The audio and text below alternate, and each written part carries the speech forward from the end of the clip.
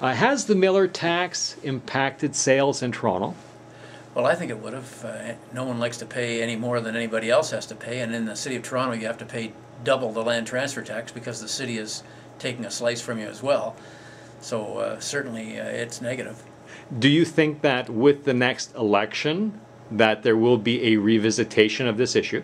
I'm hoping there will be. That'll depend, I guess, on who the next mayor is, but I think it should be revisited, and I think the motor vehicle tax should be revisited as well.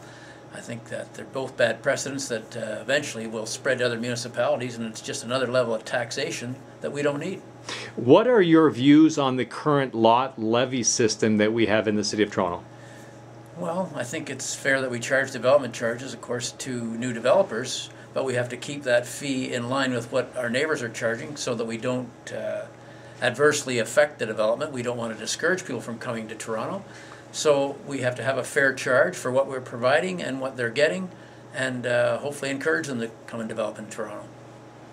What does the Transit City proposal and light rapid transit hold for us in the future? Well, it's a very costly proposal, and I don't know that it'll ever get fully implemented. I don't quite understand to this point where all the money is coming from. And I know in some sections of the city there are people that won't want the above ground. They're going to want it underground like they have downtown, and I think there'll be some huge political fights over this before it's finished. Where do you see more subway lines happening? Well, certainly along Eglinton Avenue probably would be a good spot, and there might be another alternate downtown route that could be developed. I would leave it up to the engineers to decide the routes, but we need more public transit. I agree with that fully, but we have to do it at our pace. We can't do it in an accelerated rate when we don't have the financing to pay for it. Where do you think the money is going to come from for this? Well, certainly the money is going to have to come from the federal and provincial governments as well as the taxpayers of Toronto and the Greater Toronto Area. But again, to make these plans is one thing, but to pay for them is quite another. We can't bankrupt the City of Toronto over transit, but that's the way some people would have us go. What do we see as the largest issue facing Toronto in 2010 and going forward? Well, I believe we have to control our expenditures. We're spending far more money than we're taking in, and we've got to come up with better ways of providing the service that we have to provide for our citizens. Prior to amalgamation here in Etobicoke, we contracted out our garbage. It's estimated that by doing that we've saved $2 million every year since then.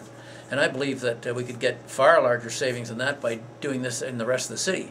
The problem is that the political leanings of the members of the existing council won't allow them to support such a thing.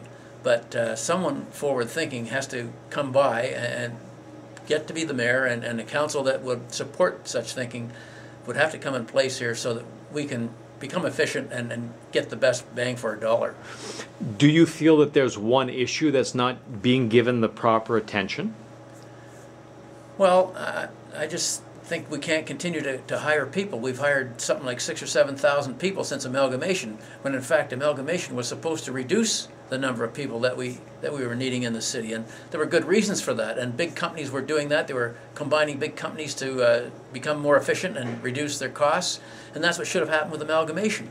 But no one, Mel Lastman, David Miller, or anybody else has come forward and ever got the savings out of amalgamation. I think they're still there to be had, and I'm hoping that after the next election we're going to have a mayor come forward that'll do that.